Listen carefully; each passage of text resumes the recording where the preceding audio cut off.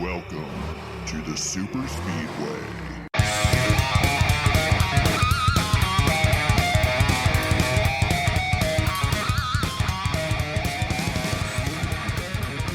Welcome to episode 322 of the SuperSpeedway Podcast, recorded Tuesday, May 28th, 2024. I'm your host, James Kuch, and that's it. You got me tonight. No Eric. Thought I would give this a try, going solo tonight. And I gotta tell you, this is weird. Normally, Eric runs the show. I have music playing in my ear. I let Eric talk, and I know, hey, it's my turn. When, I was thinking about this today as I was preparing to do the podcast solo, and one thing I know as I was sitting down to record this, and one thing I know now that I definitely underestimated was how well Eric and I work together on the show. And we've been doing it for so long that doing it by myself, it is completely different, completely awkward, but I am going to give it my best shot. And if you guys know me, and I know Eric does, but if you've been listening long enough and you know kind of the way that I can be sometimes, I love a challenge. So I thought, why not give this a shot? I want to do the podcast solo tonight and see what does it sound like. What is it? I don't know. I just thought it would be kind of fun.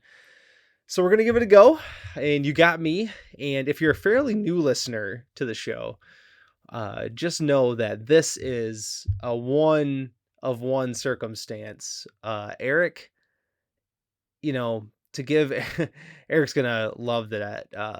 I'm going to give him some credit here. But Eric has been doing the show with me. Obviously, we've been partners for a long time, but Eric has never missed an episode. And when I think about this podcast and everything that we've been doing for all these years here, it really is like Eric is the lifeblood of making this thing happen. But, handing things over to me is definitely a leap of faith. This is actually the first episode ever done of the SuperSpeedway Podcast without him, so it's going to be a little weird. You got me tonight. It's not going to be a very long episode. I'm going to tell you that right now. We are, I should say we. I see here. I'm already struggling. I'm going to probably rip through the races a little bit. I want to talk about the big topics tonight. I've got a lot of thoughts on a lot of issues going on around the Cup Series. We've got a lot of news. I think we've got some more news to come. We haven't seen a few things I think we're going to see later this week, but you know what? Kyle Larson attempted to do a double and ended up doing a single, and that's what we're going to do here tonight. You got me all by myself, and don't worry, Eric's back next week. He's crushing it with the Memorial Cup here in Saginaw, Michigan, with the Canadian Hockey League, tweeting out all of his stuff. He's going crazy. Super busy, so I figured let's give him a night off. Let's see what we can do here. But all right, let's get into it. Man, taking some time here to think really quick, but I don't know really what to say about the Coke 600 other than it was a complete disappointment all the way around. We had a rain shortened event. You had Larson trying to getting there on time, not going to happen with everything that was going on. Indy, we'll touch on that here in a little bit. But, man, NASCAR could not get the track dry and waited and honestly waited longer than I was willing to stay awake. I'm going to admit I was going to watch the race on Monday morning, figuring, they'll run it at some point, and never did. Christopher Bell is your winner. And I mean, there's not a whole lot from the race. I mean, this was building up to be a pretty decent race. We had some ongoing pit road drama between the 42-17 and the 11, some really good radio chatter there. We had, obviously Ryan Blaney crashed out. Noah Gragson had his issues as well, crashing out. With Ricky Stenhouse making the news again this week, just a little bit, but we have so much news going on. I don't think we're going to talk much about Ricky. This was, this is a NASCAR major. This is one of the biggest events we have all season long, and it's worth the most points. So for it to end the way that it did, at 249 laps, just over 300 miles of a 600 miler, Christopher Bell, 67 points. He gets an extra stage win, and massive points day for him. He had backslid down to around the 17th place in the standings here, but now with this win, obviously second win of the season, he's looking pretty for the playoffs now. He rockets right up to right around the top 10. He's 11th right now, but with 2 wins, like I said, he's in excellent shape. Again, though, this race being so weird, and in these rain shortened races, there's not much meat on the bone there to pick away at. And I really wish we could have seen this one play out. The Coke 600, and especially with mile and a halfs, the way they've been, just fantastic, racing all the way around. I think we were setting up for a really good day, a really good night of racing, but unfortunately we just didn't get it. Some of the highlights, really quickly, just for the race, and then I want to get into Larson. I think that's one of the bigger topics that we got to talk about tonight. But some of the things that I saw kind of interesting, Tyler Reddick had to serve a penalty early on. He flew back through the field. That 45 car was going to be a factor. I think the 6 car was going to be a factor as well. Brad was starting to build some momentum. And then William Byron hanging around. He had what I think was one of the passes of the season as he cut the grass, or the turf, I should say, here at Charlotte. They don't use grass anymore, but an amazing move, taking it 3 wide, putting 2 wheels on the grass.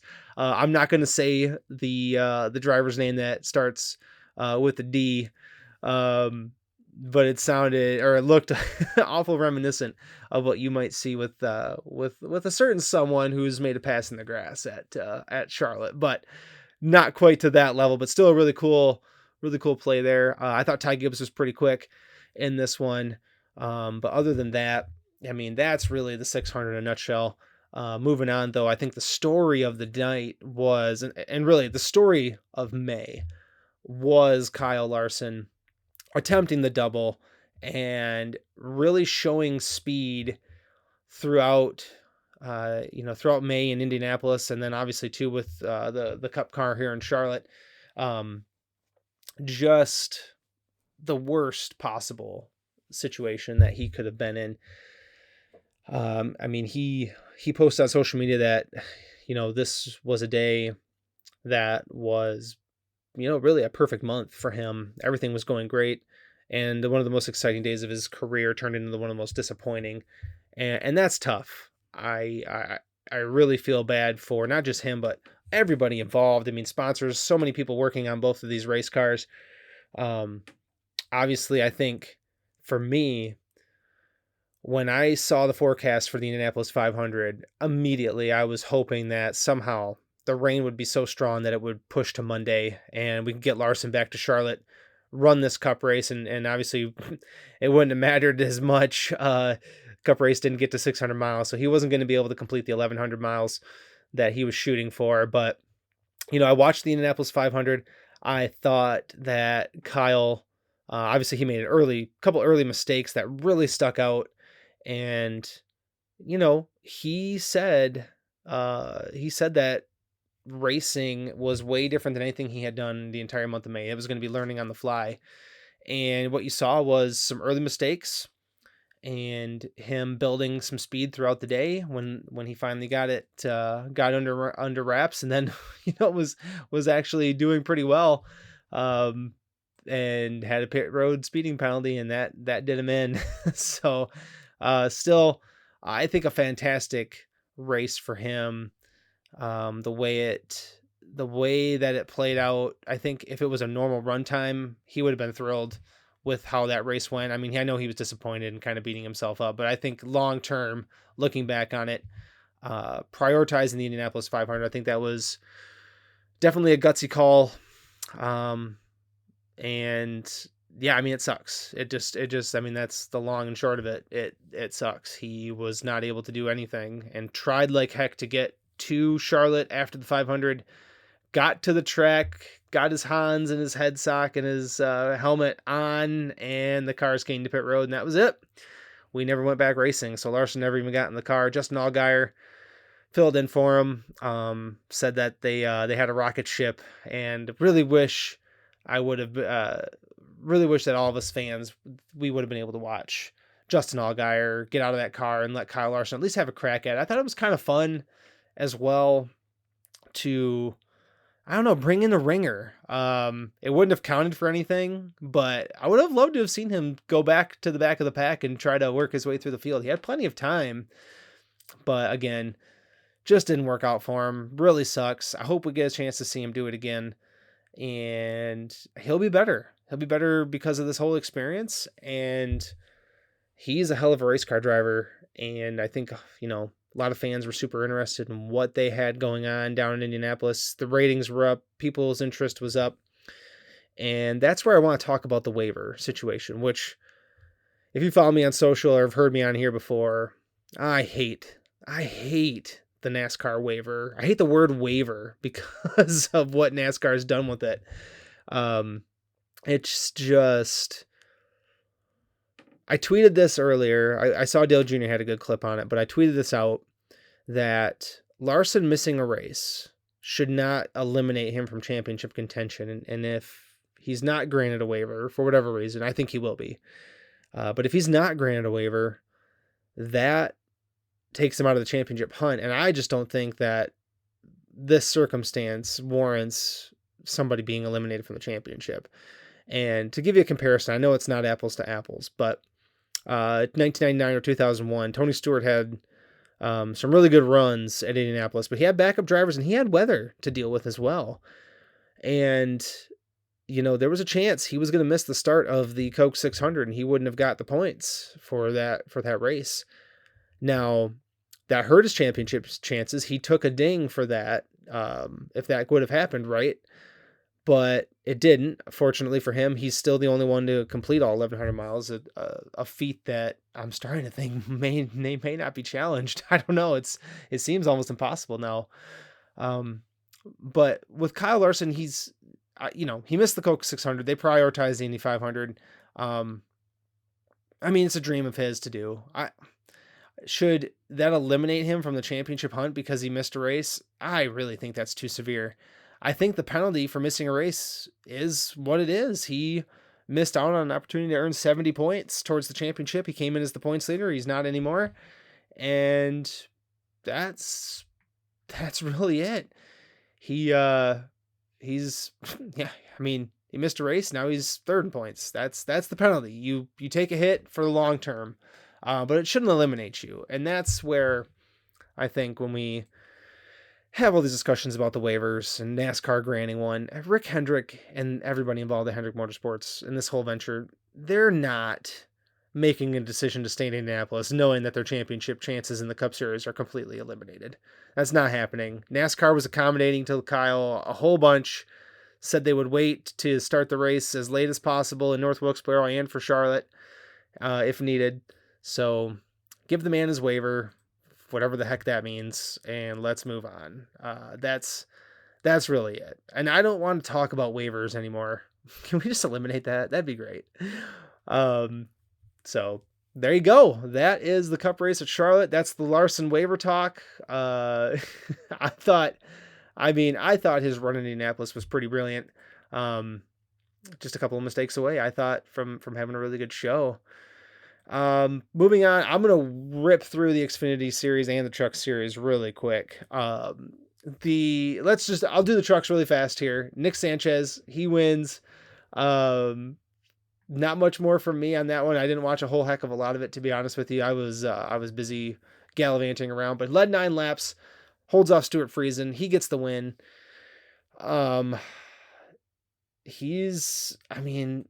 Really quick again, just as I say, I'm going to try to breeze through this, but it's not as easy as it sounds. Second win of the season for him.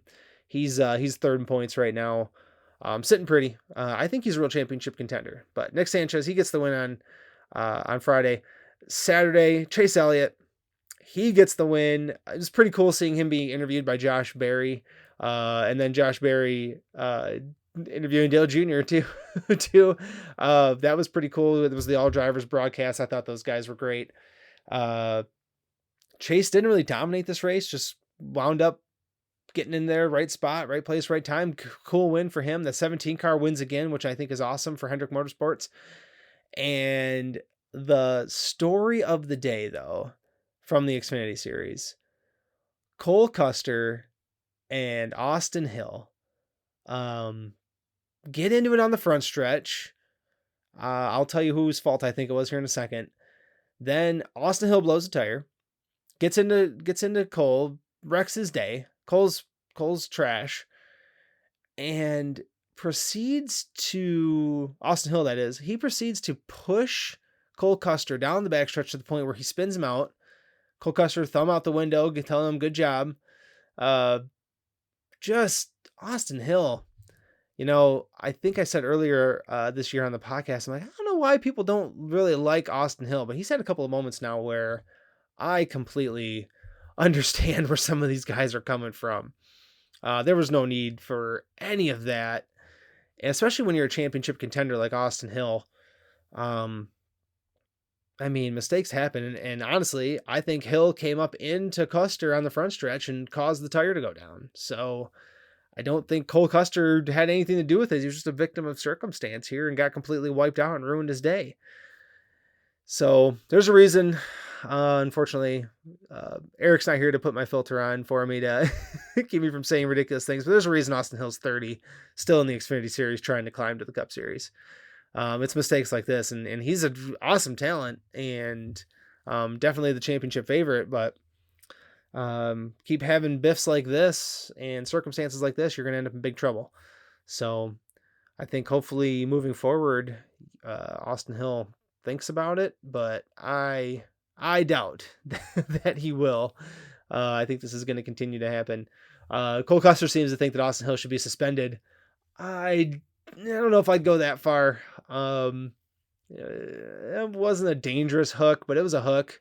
And if Custer didn't have brakes, that's also dangerous. So I think this is what it is. Let these guys handle it, and if it gets out of hand, then we'll have NASCAR step in. But other than that, let it go. Austin Hill made a mistake, and then he made another one, and unfortunately, Cole Custer was the bystander. But he'll get a chance to take him out again. We'll see what happens. The news of the day. So let's move on. We'll talk some news. I got to spend a little bit of time on this, but a few hours before recording tonight, the worst kept secret in the garage, the 2024 version of the worst kept secret in the garage, Stewart-Haas Racing decides they are going to dissolve and sell all 4 charters in the Cup Series. There will be no Stewart-Haas Racing in 2025. I'm going to read the statement here really quick. Tony Stewart, Gene Haas, they released a joint statement. I won't read the whole thing. I'll read some of it. But here's what it says. We have made the difficult decision to close Stewart-Haas Racing at the conclusion of the 2024 season. It is a decision that did not come easily, nor was it made quickly. Racing is a labor-intensive, humbling sport. It requires unwavering commitment and vast resources with a 365-day mindset to be better than everyone else. It is a part of what makes success so rewarding.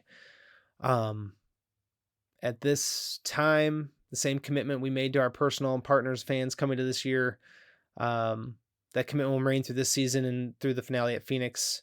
It ends with, we have tremendous respect and appreciation for all of our employees, and we will work diligently to assist them during this difficult transition to find new opportunities beyond the 2024 race season. First and foremost, I hate this for the drivers, the teams, and all of the employees.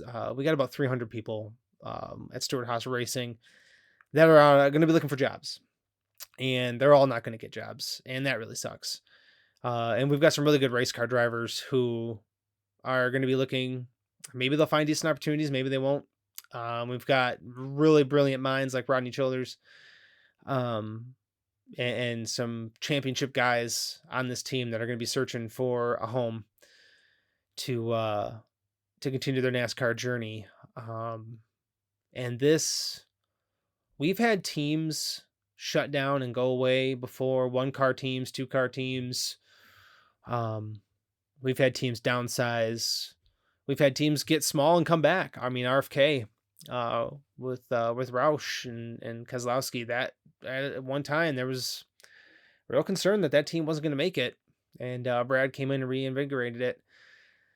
We have not seen a powerhouse like Stewart-Haas go away, and I know that right now the 2024 version of Stewart-Haas Racing is not what Stewart-Haas Racing was. And Eric and I talked about this a lot going into the season, and gosh, I'd say more than a year ago we were discussing this, but you could see the writing on the wall that this team was in big time trouble. You had Smithfield going away with Almirola, and even more so, you had Harvick retiring and losing Budweiser, and they didn't have a pipeline to replace it. And you can tell by the way the cars are sponsored this year that this is not the same Stewart-Haas Racing. This is not the same type of organization. They tried to market themselves as racers, and that's just not going to cut it. You've got to be more. You've got to be winners, and right now they're not winners. And, I was looking through, I don't know if anybody still uses Time Hop anymore, but I do. I like to check and see what I was doing years ago. 10 years ago yesterday was when I made my trip down to Stewart-Haas Racing, and it was awesome. They were still building the F1 facility back then, but got a chance to walk around Tony's shop and see what it was all about, and that wasn't too far removed from the championship. And later that same year, Kevin Harvick would win his championship in 2014. And for someone, I would say someone in my shoes, I have been a Tony Stewart fan my whole life. That's not a secret. I'm looking at Tony Stewart memorabilia and right next to me here. And this is a tough pill to swallow, that somebody that, and I don't want to blame Tony. I should say this. I don't want to blame Tony for this whole thing happening. But if Tony was more engaged, I'd like to believe that things might be different. Maybe they're not. Gene's definitely not engaged. Gene Haas is not engaged in this anymore. He wants out. He's hemorrhaging money from the Cup team, probably from the F1 team. That thing's a disaster as well. I honestly believed when Tony Stewart started this venture that this thing would last forever. And that's just not realistic. These things, they're finicky. They don't stay forever. So, Tony getting out of it, this really sucks. Just as a fan of his, I was really excited that we were going to have some youth and some good younger owner energy. And I thought Tony Stewart was going to be the catalyst for that for many years to come. We talk about Rick Hendrick getting older, Jack Roush getting older, Richard Childress getting older, Joe Gibbs getting older, and who's that next guy in line? And I really thought Tony was it, and it's not going to work out that way. So just a real bummer all around that this is happening. I'll be honest, I remember very vividly when Tony Stewart said he was leaving Joe Gibbs Racing to do this. I as a big fan of his, I was nervous that his career was done. Haas CNC Racing, back then, like, you're gonna go over there and start a new team, and what? That team sucks. They haven't done anything. But Tony made him a winner, and he made him a winner immediately. And they, compiled 69 race wins in the Cup Series, 2 Cup championships, Daytona 500, couple Southern 500s, Xfinity Series title last year. This team was a giant at one time. And when they were humming with Tony, Kurt Busch, one time Brian Newman was there. Kevin Harvick obviously carried this team for years. That team was the one positive for a handful of years here recently. I really thought they had a place in the sport and that they would bounce back eventually. I didn't, a year ago, I didn't think I'd see them shutting down, but as days go on and you see the writing on the wall, it's unfortunate that these things come true. But sad day for a lot of people. I mean, shoot, I'm sad as a fan. I can't imagine people who are trying to find their jobs. I suggest taking a look at what Chase Briscoe said on Instagram. Really good, heartfelt message. He got to live out his dream, a dream that a lot of us have had, to drive their hero's race car. And he got to do that for a handful of years and win. So I'd hope to see him find a place. I think Chase Briscoe will find a job. I think Noah Gragson will find a job. Josh Berry, they will all land somewhere. I believe that those three drivers will land somewhere. I'm not sure about Ryan Preece at this point, maybe in the Xfinity Series. But Josh Berry's got a high ceiling. Noah Gregson's got a lot of raw talent. He's a hot commodity. Somebody will scoop him up. I could see him fitting in really nicely at a track house, for example. I know they're pretty much full, but a place like that, heck, maybe it's 2311 in a third car. These charters are going to get bought up by somebody, and I would expect that they're going to want some talent. I think Briscoe, Gregson, and Berry are all really nice pieces to add to a team. Heck, if somebody like Martin Truex Jr. retires, go get a Noah Gragson, go get a Josh Berry. I think that's a nice fit. Ford seems to have a good relationship with Briscoe. Does he go to front row? Replace McDowell somewhere down the line? Do they get another charter? Does that team continue to grow? They're going to have that. They're going to move up in the Ford camp. They've already said that. So we'll see. It doesn't sound like RFK is going to add charter from what I saw. Brad tweeted he's $30 million short. So I don't think that's going to be happening, but I wish Eric was here to discuss this one. I'd love to hear his thoughts. Maybe we'll touch on it next week. But this is just breaking today. So, we knew it was coming, and we'll see how it plays out. Hopefully the majority of people here land in their feet and everybody turns out okay. I hate it for everybody involved, but Stewart-Haas Racing, there was a time in my life that place brought me a lot of joy, and I hope to see. I don't know, maybe Tony won't go away completely. I don't know. We're going to see. He seems to be slimming down his assets. So as he maybe tries to grow a family. So I don't know. We'll see. I hope Tony's happy, and I hope everybody else is doing well afterwards. We'll see. We'll see where this goes. This is not the end of the story just yet. I think we're going to learn a little bit more in the coming days. Mentioned really quickly, just touch on this again. We'll expect to see the waiver, approval, I would say probably tomorrow. We had a holiday, so there's going to be a delay. I would think that we're going to see Larson get his waiver. Waiting to see news on that. I was checking Twitter earlier, didn't see anything. And I just saw Kevin Harvick's out there. Hey, he has some Stewart-Haas thoughts. I'm going to watch that when I'm done with the episode tonight. Eric and I don't think we talked about Ricky Stenhouse $75,000 fine for the fight at Wilkesboro. That's a lot of money. I hope they pay him back for some of that. That was pretty ridiculous in my opinion. I mean, $75,000 and the fact that NASCAR has been marketing the crap out of that video. I don't know. That's 75. That's a lot. Chase Elliott had no idea. So I thought that was hilarious. I thought that fine was way too high. So I don't know. I hope NASCAR reconsiders that, or hopefully, I hope Ricky at least appeals it and brings it down. I mean, that seems a lot. I heard Jeff and Jordan talking on the teardown about, well, Crafton got $25,000 for the same type of thing in the Truck Series. This kind of is on par with the Truck Series. Maybe should have been more, and I don't know about that. Yeah, we'll see.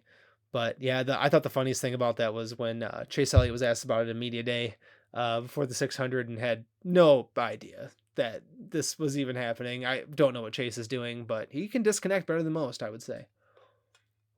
Two more news items I have really quickly.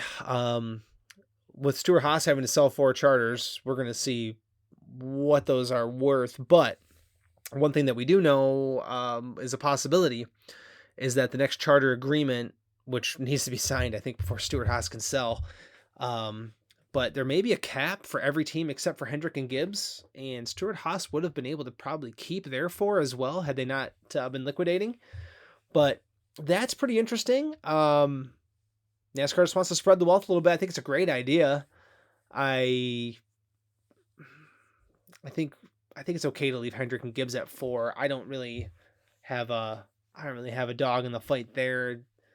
They've been 4-car teams for a long time, so I think I would leave them alone. But yeah, I think Trackhouse obviously wants to get to 3 or 4. I think Denny Hamlin and his crew, they're going to want to get to 3 and 4 if possible, but maybe Denny Hamlin can get to 4 before the wire here and snatch up a couple of them. I don't think that they have that. I don't know.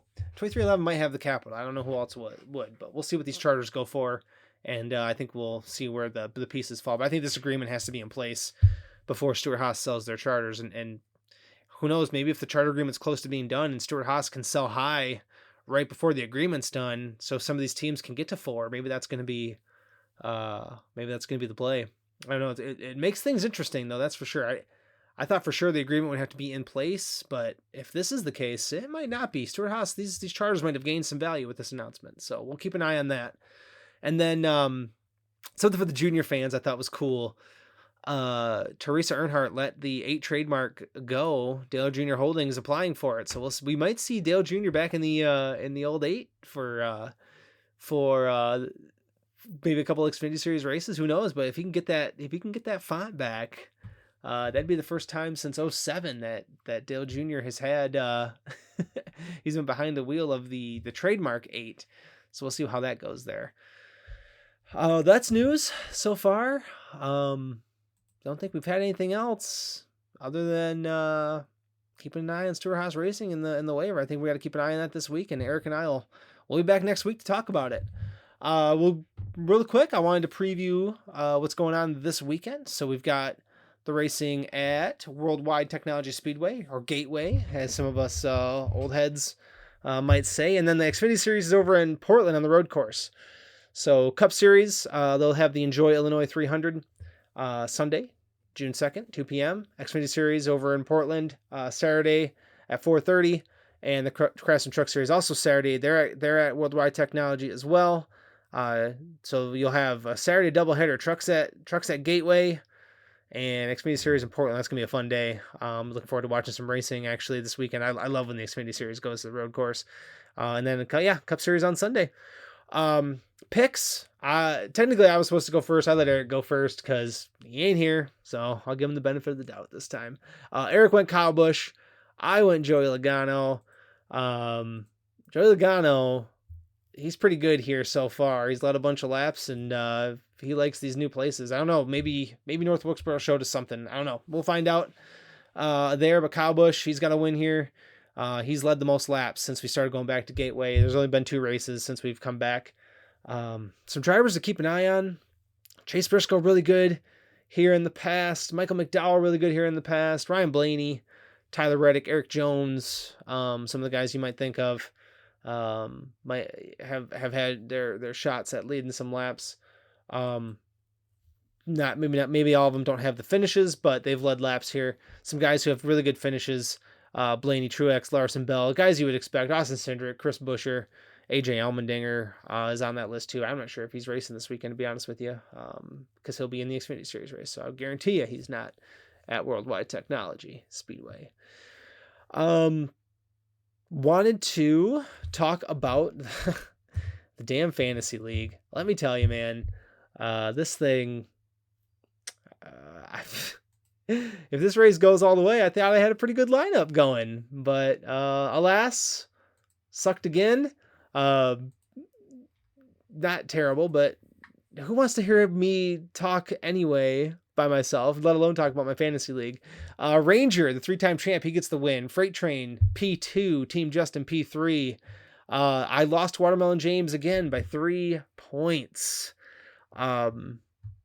Overall standings, Team Justin, P1, Cole Custer's Last Stand, P2, Smoking Grill Racing, P3, Ranger moves to P4. I am still behind Eric. I am P8. Eric's P7. So there's your fantasy league updates. If all of y'all are still playing, hopefully you are. And with that, checkered flags, black flags. I don't have Eric here to bounce out. Usually, here's a little behind the scenes here. I usually don't think about the checkered flag or black flag until Eric puts me on the spot. So, but black flags for me, well, the weather is probably the first thing that I would say. Anybody talking about waivers, including myself, get a black flag this week. Checkered flags, the Indianapolis 500, those last 2 laps, phenomenal. Joseph Newgarden, he's your champion, but Pato O'Ward, they've dueled. That was a fantastic finish to that race. IndyCar's got to get on more ovals, man. Come back to Michigan. I know it's not going to happen, but let's go back to Michigan. These cars are so good on ovals. Get them off the streets. Get them back into the ovals, and let's see what the IndyCar can do. I really enjoyed watching that finish. That was a great race. Probably the bright spot of the weekend. Monaco sucked. That can get a black flag too. That's just a parade. I know everybody loves watching the Great State Motorsports, but you know what you get is you get your appetizer. You get a nice meal, and then you get dessert at the end of the night. And unfortunately, our appetizer and our dessert kind of sucked the way things worked out with the weather and such. So that's that. So it's time for me to do this for the first time as well. Close the show. So where can I be found on social media? Well, you can find me at James Kuch on X, Twitter, whatever the heck you want to call it, Instagram as well. Eric, you can find him T-SuperSpeedway on X. Facebook page is facebook.com/TheSuperSpeedway. Well, I tried it. I did it. I finished it. This episode is done. I don't know how to finish and close the show. So you're stuck with me. This went way longer than I thought. But if you hung with me this far and you made it to the end, I really appreciate it. I cannot believe this thing's going to be almost 40 minutes long, but I apologize. But to everybody who listens when Eric and I are here, and to anybody who stuck around for this one, thank you from both of us. I know it means a lot that we have listeners out there. We see the traffic, we see the people care, and we hope you keep listening. We are back to normal next week, and until then, everybody, let's go racing.